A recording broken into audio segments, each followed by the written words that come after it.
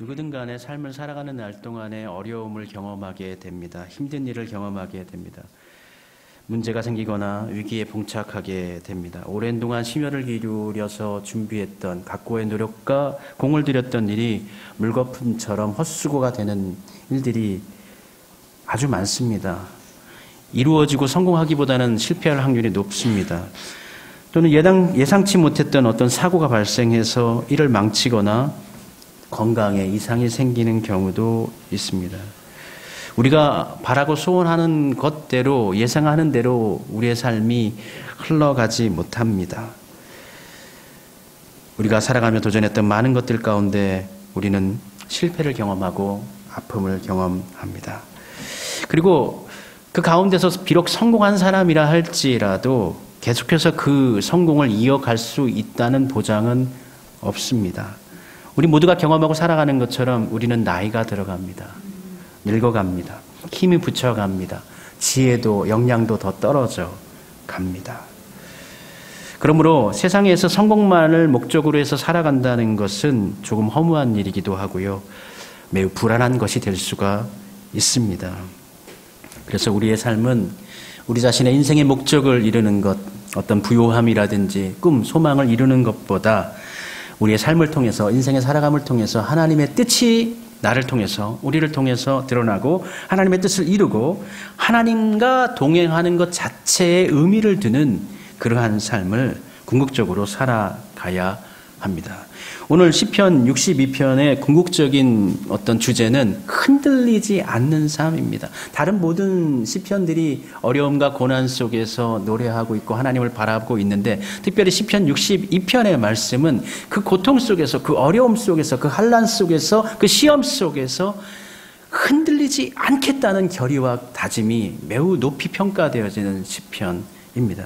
우리 역시도 우리의 삶 가운데 흔들림이 없어야 겠습니다. 사실 하나님께서 함께 하셔서 어떠한 것을 이루고 축복하시고 어떠한 일이 반전되어져서 좋은 결실을 얻어지는 것은 매우 즐겁고 좋은 일이지만 그것 이전에 먼저 우리 자신이 흔들리지 않는다는 것 자체가, 우리의 인생이 흔들리지 않는다는 것 자체가, 우리의 마음이 요동치지 않는 것 자체가, 평안하고 안정적이고 그 가운데 감사가 있고 기쁨이 있다는 것 자체가, 그것 자체가 우리의 삶의 큰 승리요 복인 줄로 믿습니다. 시편 62편의 말씀은 흔들리지 않는 삶에 관해서 노래하고 있습니다. 그런데 우리 모두는 이 세상을 살아가면서 흔들립니다. 계속적으로 흔들립니다. 요동칩니다.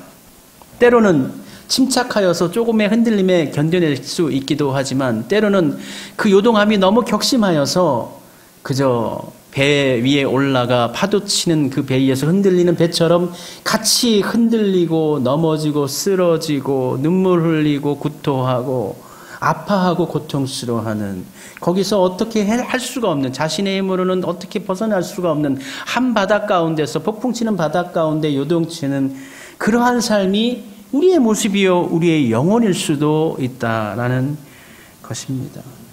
특별히 시편 62편의 이 시를 기록한 다윗, 이 다윗이 시편 62편의 배경으로 하는 이 사건은 말씀 4절에 보면은 높은 자리에서 떨어뜨리기만 꾀한다. 그들이 높은 자리에서 떨어뜨리기를 꾀한다고 했는데 높은 자리에 앉아 있는 사람은 다윗입니다. 이 높은 자리는 왕의 자리입니다. 고로 시편 62편의 말씀은 왕이었던 다윗이 어떤 위기를 당해서 그 자리에서 쿠데타에 의해서 그 자리에서 쫓겨나는 상황을 기록해 주고 있는데 성경 전체에서 그러한 위기를 경험했을 때 다윗은 자식인 압살롬이 쿠데타를 일으켰을 때의 외에는 다른 기록을 볼 수가 없습니다. 공교롭게도 어버이 주일인데 자식인 압살롬이 아버지를 죽이겠다고 왕위를 찬탈하겠다고 나왔을 때 그것에서 도망쳐서 그 밤중에 예루살렘 성에 그냥 잠을 자다가 쫓겨나서 산을 넘으면서 하나님께 간구하고 탄식 가운데 기도하면서 올려드린 시편이 바로 시편 62편이라는 시편인 것입니다. 다윗은 이러한 위기 가운데 떨며 두려워했습니다. 아마 하도 많이 났을 것입니다. 분노했을 것입니다. 그러나 이내 다윗은 하나님을 바라봅니다. 믿음의 삶은 시험이 없는 삶은 아니죠. 시험이 없는 평안한 삶은 아니죠. 흔들리는 일을 아예 하나님께서 막아주시는 것이 믿음의 삶이 아닙니다. 그리스도인 모두 역시 흔들립니다. 쓰러집니다. 낭망합니다. 시험을 당합니다. 믿음은 흔들림 가운데서도 하나님을 바라보는 것입니다. 그래서 다윗은 하나님을 바라봅니다. 1절에서 나의 영혼이 잠잠히 하나님만 바라며 하나님만 소망하며 하나님만 바라봄이요. 잠잠히 여기서 하나님을 바라본다라는 것은 하나님을 바라봄을 통해서 고요하다, 조용하다, 잠잠히 기도만 하겠다, 조용히 묵상만 하겠다, 침묵하겠다라는 것이 아닙니다. 조용하게 하나님의 구원을 기다리겠다라는 것입니다.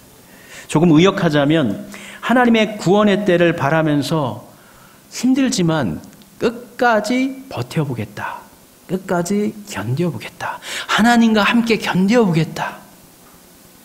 포기하자는 것이 아닙니다. 가만히 있자는 것이 아닙니다. 견뎌내겠다. 그런데 혼자 견뎌내겠다는 것이 아니에요. 하나님과 함께 하나님의 뜻이 이루어질 그때를 향해서 기다려보겠다라는 것입니다. 아무런 근거 없는 자신감 속에서 하나님께서 잘되게 하실 거야 라고 막연하게 기대하는 것이 아닙니다. 그리고 다윗은 하나님을 크게 부르면서 지금 당장 하나님 뭔가 바꿔주십시오 이렇게 요구하지도 않습니다.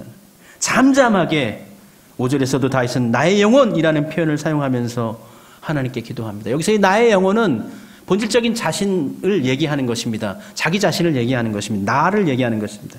여기서 영혼은 어떤 육체와 구별되는 영혼만을 단정적으로 이야기하는 것이 아닙니다. 그 사람 자체, 그 사람의 본질, 그 사람 전부를 의미하고 있는 것입니다.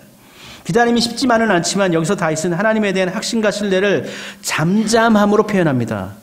잠잠함, 조용함, 막연한 기다림. 하나님께서 이루실 그날을 기다리는데 잠잠함으로 기다립니다. 소리치면서 무엇인가 이루어 주십시오. 바꾸어 주십시오. 요구하지 않습니다. 보채지 않습니다. 초조해하지 않습니다. 안달하지 않습니다. 다윗은 침착하고 조용하게 하나님께서 임하실 때를 기다리고 있습니다. 신학자인 C.S. 루이스가 회심하기 전에 그는 철저한 무신론자였고 그는 이성적으로 이해가 되지 않는 모든 것들은 확실하지 않은 것이므로 그의 삶에 있어서 거부하였습니다. 그러나 그는 문학에 관심이 많았었고 실제로 많은 소설을 기록하였고 그가 쓴 나니아 연대기는 굉장히 많은 히트를 줬죠. 그가 문학을 관심을 가지고 젊은 시절에 그래도 내가 문학을 공부해야 되는데 사람들이 그렇게 많이 읽는 성경은 내가 좀 읽어봐야겠다 싶어가지고 성경을 읽게 되어지는데 보통 성경을 읽으면 가운데부터 펼치게 되어지는데 그러면 시편이 펼쳐집니다. 그 역시도 시편을 펼쳐서 시를 읽었습니다. 시편 1편부터 해서 한 10여 편 읽었다고 합니다. 그러면서 그는 책을 덮고 고개를 가로지으면서 이렇게 얘기했다고 합니다. 시는 아름다워야 하는 것인데 성경 속에 있는 시들은 왜 이렇게 정제되지 못한 거친 언어들이 나오고 왜 이렇게 많은 적들이 대적들이 원수들이 나올까? 왜 시편의 지인이들에게는 이렇게 고통이 따를까? 아플까? 힘들까라는 생각을 했다고 합니다. 그러나 그러한 생각 가운데서 그는 다시 이렇게 생각을 바꿨다고 합니다. 인생이라는 것이 원래 그런 것 아닐까? 인생이라는 것이 그렇게 아픈 것 아닐까? 살아가다 보면 원수가 생기는 것이고 정말 죽이고 싶은 사람도 생길 수가 있고 내 뜻대로 되는 것이 하나도 없고 아픔이 있고 고통도 있고 좌절도 생기고 그렇다면 적어도 이 성경은 인간적인 감정을 적어도 솔직하게 고백하고 있구나라는 생각을 했다라고 합니다. 있는 그대로 솔직하게 투명하게 하나님께 마음을 토로하고 있구나. 그런 것이구나. 그러한 것이 성경이구나라는 것을 그가 깨달았다라는 것이죠. 그래서 성경을 다시 읽으면서 그가 그 말씀 가운데서 은혜를 받고 그리스도인이 되었다고 하는데요. 이후에 그가 시편에 대한 묵상, 시편에 대한 묵상이라는 책에서 서두에서 그가 이렇게 고백을 합니다. 우리가 어떤 절망과 불편과 좌절을 말하든지 심지어 당신을 믿을 수 없어. 여기서의 당신은 하나님을 의미합니다. 하나님을 믿을 수가 없을 것 같아요 라는 마음이 들 때도 그렇게 소리칠 때에도 그것을 받아주실 수 있는 가슴을 지니신 하나님, 그 하나님이 바로 시편의 하나님이십니다. 여기서 하나님을 향하여서 외치고 하나님 하여서 부르짖고 불평하고 고통스러워하는 그 사람을 하나님께서는 외면하거나 너 나를 거부해? 나를 외면해? 나에게 불평해? 라고 한다고 해서 하나님께서 거절하시거나 외면하시는 하나님이 아니라 그 고통을 품어 안고 그렇게 외치면서 아픔을 갖고 있으면서 나에게 나오는 그 아픈 마음을 보듬어 주시는 하나님이, 그것을 들어주시는 하나님이 바로 시편의 하나님이시다라는 것입니다. 다윗이 시편 22편을 62편을 고백하기 전에 그의 마음 가운데 얼마나 많은 큰 좌절이 있겠습니까? 큰 아픔이 있었겠습니까? 고통이 있지 않았겠습니까? 분노가 있지 않았겠습니까? 가장 믿었던 아들, 가장 신뢰했던 아들이 자신을 반역했고 자신을 죽이기 위해서 쫓아오고 있고 대적하고 있습니다. 그리고 그것을 알고 보니까 수년 전부터 미리 준비하여서 백성들의 마음을 깨어서 자신에게로 돌렸고 자신에게 뜻에 합하는 많은 군대의 장관들과 군사들을 이미 모았다라는 거, 얼마나 큰 배신감 속에서 다윗이 아파했겠습니까? 더구나 지금 다윗은 노년입니다. 노년이에요. 직접 나가서 군사를 데리고 나가서 싸울 수도 없는 사람이에요. 그래서 직접 나가지도 못합니다. 군대 장관을 세워가지고 요압을 통해서 대신 싸우게 할 정도였죠. 그가 할 수 있는 것은 사실 별로 없어요. 힘도 없고요. 그렇다고 해서 지금 뭐 자신이 가지고 있는 고난과 능력이 많은 것도 아닙니다. 이미 쫓겨났잖아요. 하나님만을 의지할 수밖에 없는 상황입니다. 군사들을 모으더라도 지금 저쪽은 뭐 많은 군사가 준비되어져 있는데 여긴 하나도 없어요. 백성들이 자발적으로 나와주지 않는다면 군사들이 없는 것입니다. 나를 대신해서 쌓아줄 사람이 내가 다윗을 위해서 쌓아주겠습니다 하지 않으면 내가 그냥 저쪽 편으로 붙어버릴게요 하면 끝나는 것입니다.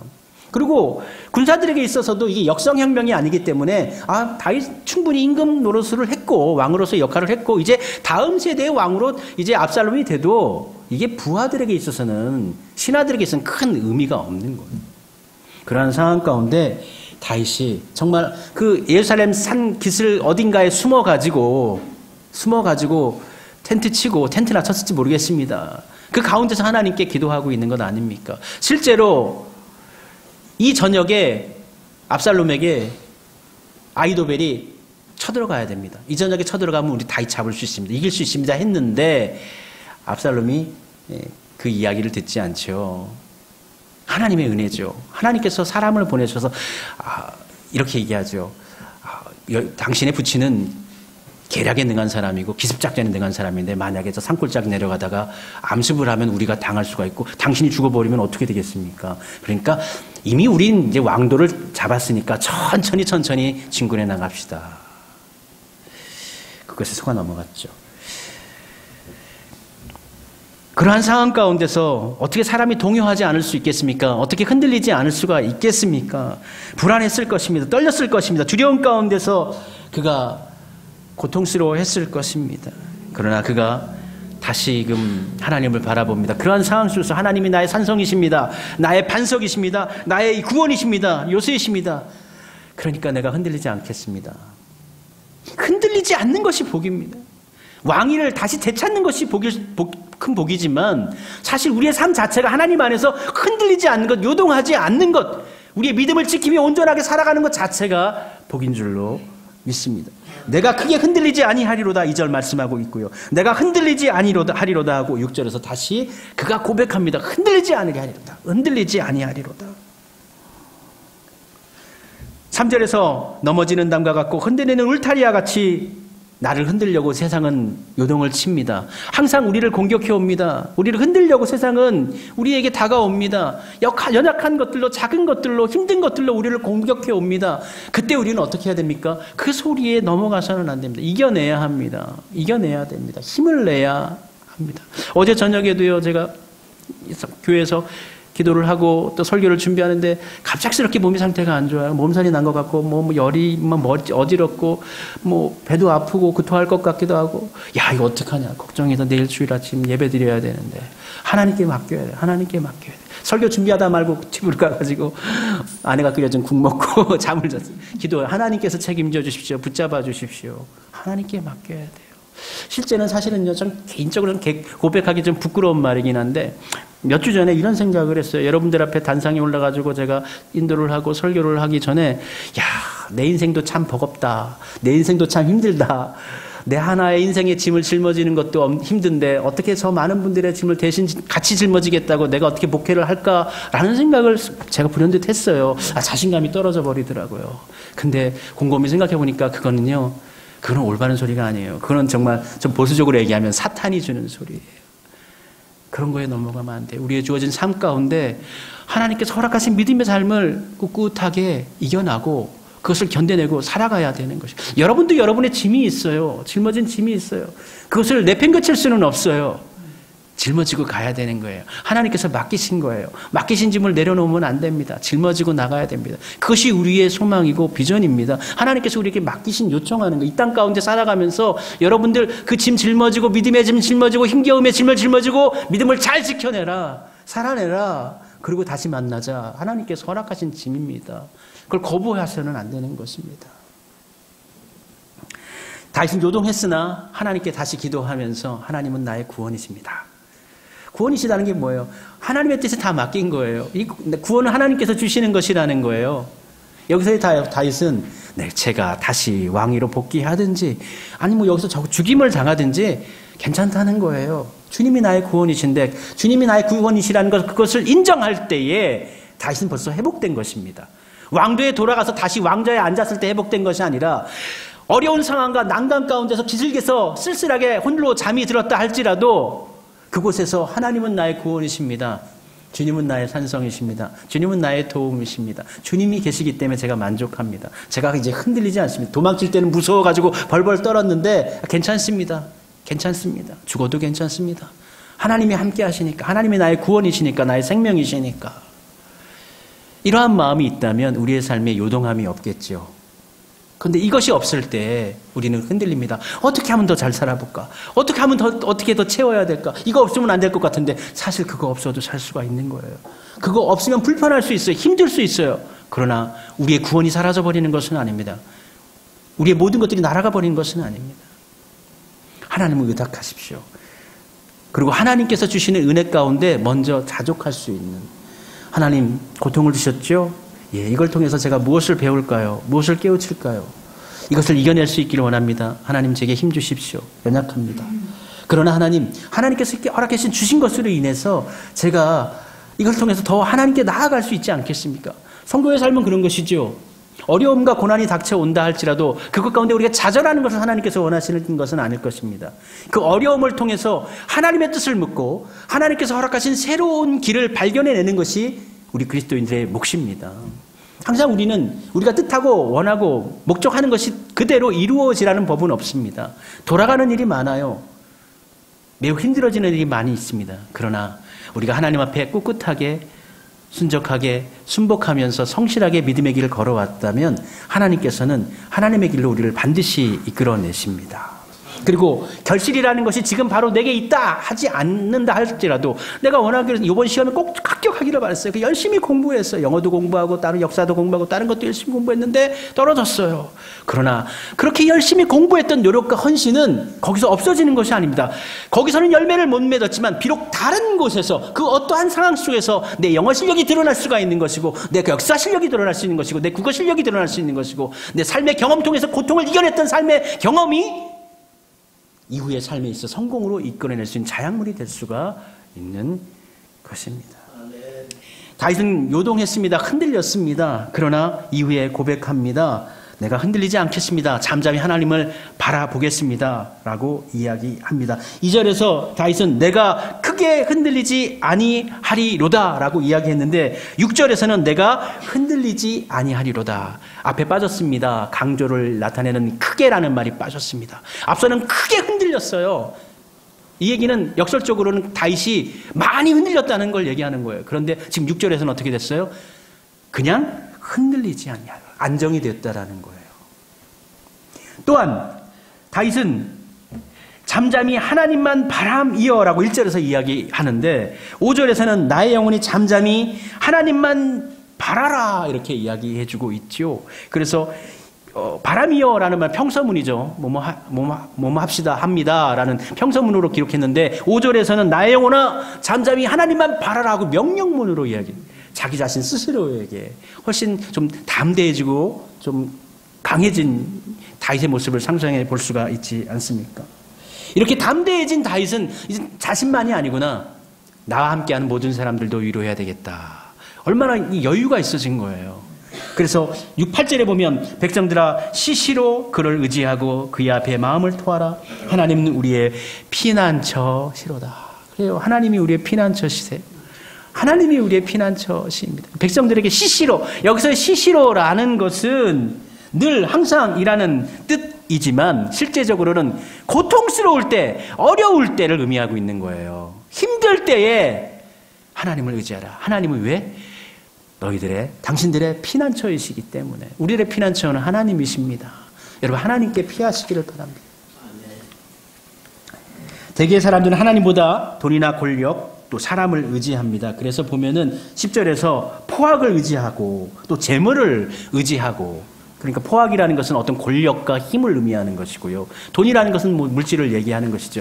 그것을 통해서 위로를 받으려고 하는데, 또 그리고 인생이라는 건 뭐죠? 19절에 보니까 슬프도다. 사람은 입김이며 인생도 속임수이니. 그렇죠. 인생을 의지하려고 하는데 돈도 그렇고 인생도 사람들도 그렇고 권력도 그렇고 의지할 만한 것이 못 된다. 입김이 사람을 뭐라 그랬습니까? 사람은 입김이다 그래요. 입김이랑 호 한번 해보십시오. 호 하고 나면 어떻게 해요? 잠깐 겨울철에는 하얀 연기로 보이지만 이내 없어져 버려요. 그것을 어디에 달아보라고 합니까? 저울에 달면, 그것을 저울에 달아보라고 해보세요. 저울에 달면 그것이 무게가 나옵니까? 아무것도 무게가 없어요. 아무것도 없다는, 가볍다는 거예요. 문자적으로는 그들을 저울에 올리면 다만 입김뿐이라 라는 뜻이지만, 이것은 인생을 의지할 때의 허무, 인생을 의지할 때 상실, 그 아무 존재도 아닌, 아무런 힘도 없는 인생을 의지하지 말라는 거예요. 사람들을 의지하지 말라는 거예요. 그리고 하나님을 의지할 때만 우리가 안정을 찾을 수 있고 하나님께서 주시는 평안 가운데 우리가 살아갈 수 있다라는 것이죠.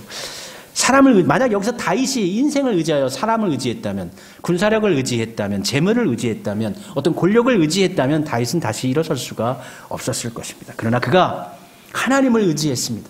하나님을 바라보았습니다. 그가 다시 일어서게 됩니다. 사람들은 누구나 인생을 살아가면서 위기에 봉착합니다. 우리는 흔들리는 것을 좋아하지 않습니다. 흔들리지 않기를 원합니다. 그런데 우리는 흔들리지 않을 수가 있을까요? 인간은 흔들리지 않는 존재입니까? 인간은 재물에 흔들리고 정욕에 흔들리고 성공과 명예에 흔들립니다. 흔들리는 존재에 대해서 흔들림 자체를 제가 긍정하자는 의미는 아닙니다. 그러나 그럼에도 우리는 우리의 삶에 우리의 마음이, 우리의 영혼이 흔들림 속에 있다라는 것을 부정할 수는 없습니다. 그러면 부정할 수 없는 이 흔들림의 세상 속에서 우리가 할 수 있는 것은 무엇입니까? 그 흔들림 속에서 최대한 흔들리지 않도록 노력해야 하지 않겠습니까? 우리가 흔들리지 아니할 수 있는 유일한 방법, 오늘 시편 62편에서는 여호와를 바라라, 하나님을 바라라 라는 것에 답을 주고 있습니다. 그러한 흔들림 속에서 우리를 지키고 우리의 마음을 지켜야 합니다. 잠언 4장 23절에서는 무릇 지킬 만한 것보다 내 마음을 지키라, 생명의 근원이 이에서 남이라고 말씀해주고 있습니다. 마음을 지킨다라는 것은 예수님의 마음을 품는 것입니다.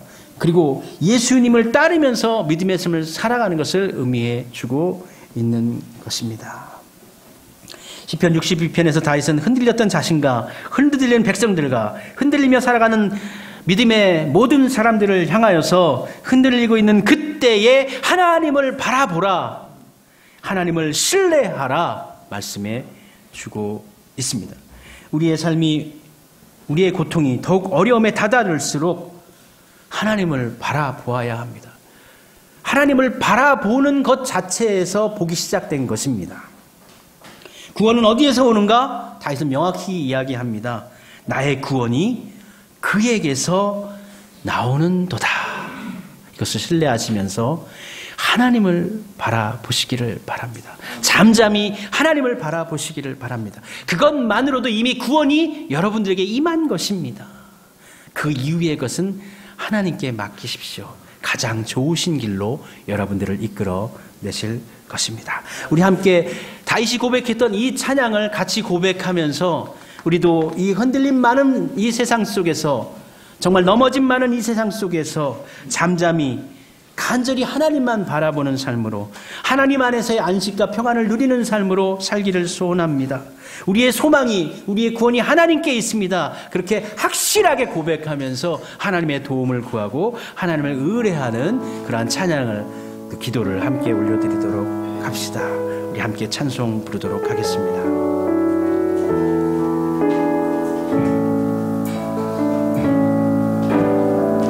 나의 영혼이 잠잠히 하나님만 바라며 날 구원이 그에게서 나는도다.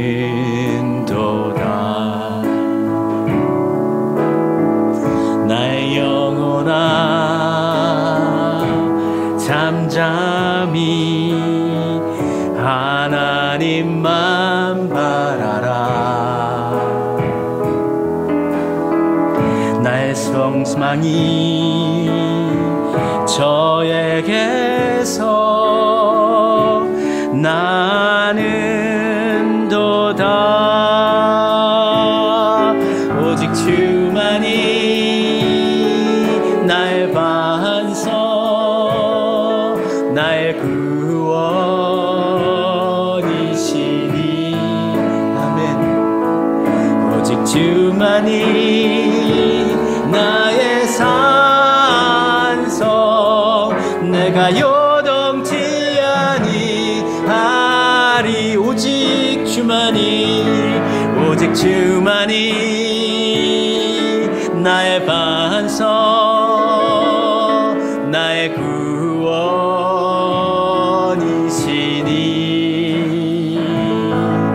오직 주만이 나의 산성, 내가 요동치 아니하리. 오직 주만이, 오직 주만이 나의 반석, 나의 반석, 나의 구원이시니.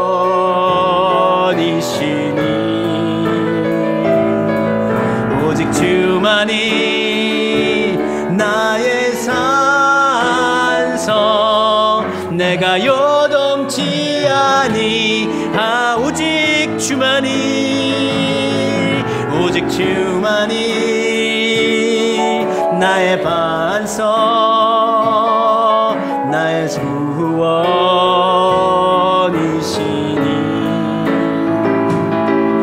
오직 주만이 나의 산성, 내가 요동치 아니하리. 내가 요동치 아니하리. 내가 요동치 아니하리. 우리 함께 기도할까요? 하나님, 요동하지 않기 원합니다. 정말 우리의 인생이 흔들리지 않기를 원합니다. 세상은 자꾸 우리를 흔들려고 하고 넘어뜨리려고 하는데 하나님, 흔들리지 않기를 원합니다. 마음의 중심이 확고하기를 원합니다. 우리가 하나님 산성 안에 있을 때 흔들리지 않을 수 있습니다. 하나님, 내게 오셔서, 내 중심에 오셔서 제 기둥, 중심의 기둥을 잡아주시옵시었고, 저 또한 하나님을 꼭 붙잡게 해 주옵소서. 흔들리지 않는 인생을 소원합니다. 흔들리지 않는 삶을 소원합니다. 하나님, 역사해 주옵소서. 우리 함께 기도하겠습니다.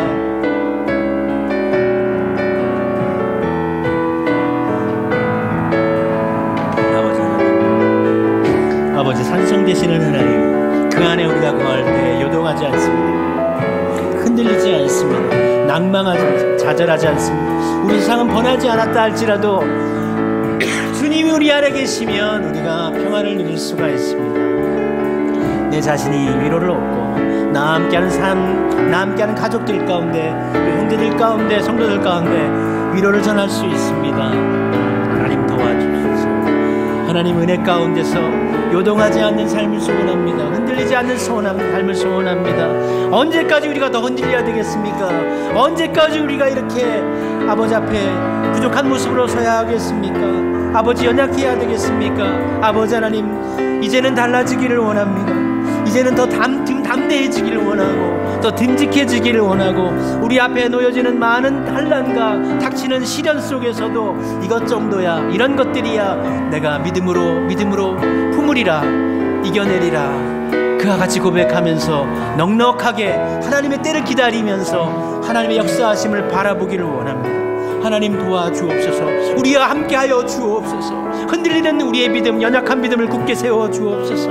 아버지 하나님이여 도와주십시오. 주님의 은혜로 살기를 원합니다. 주님의 뜻대로 살기를 원합니다. 하나님께 뜻하신 곳으로 우리가 나아가면 분명 우리를 통하여서 하나님의 좋으신 것들로 채워주실 것인데, 아버지 하나님 초조해하지 않게 하시고 너무 실망하지 않게 하시고 잠잠히 하나님의 구원을 바라보며 잠잠히 하나님께서 역사하실 것을 소망하면서 하나님께 나아가게 하옵소서. 우리의 구원이 하나님께로부터 오는 것을 믿고 확신합니다. 우리의 모든 것이 하나님께 달려있음을 믿고 확신하며 하나님께 맡기게 하시고, 하나님을 의뢰할 때에 전적으로 완전히 의뢰하여서 아버지 하나님, 떨면서 두려움에 기다리는 것이 아니라 잠잠히 하나님의 뜻 가운데서 하나님을 바라보면서 악망하면서 하나님의 그 역사심에 대한 두려움을 간직하면서 하나님의 뜻이 우리 가운데 이루어질 때까지 묵묵하게 믿음으로 기다리는 저희들 되어지게 하옵소서. 이보다 더 큰 삶으로, 더 떨리지 않는 삶, 더 평온한 삶, 더 안정적인 삶, 믿음으로 든든히 세워지는 삶으로 저희 인생이 아버지 하나님 해를 더해 갈수록, 나이가 들어갈수록 더 깊어지게 하옵소서. 하나님으로 깊어지게 하옵소서. 은혜로 깊어지게 하옵소서. 그리하여 요동하지 않게 해 주옵소서. 그러한 삶을 소망하고 하나님께서 이루어질 것을 믿고 예수님의 이름으로 기도드립니다. 아멘.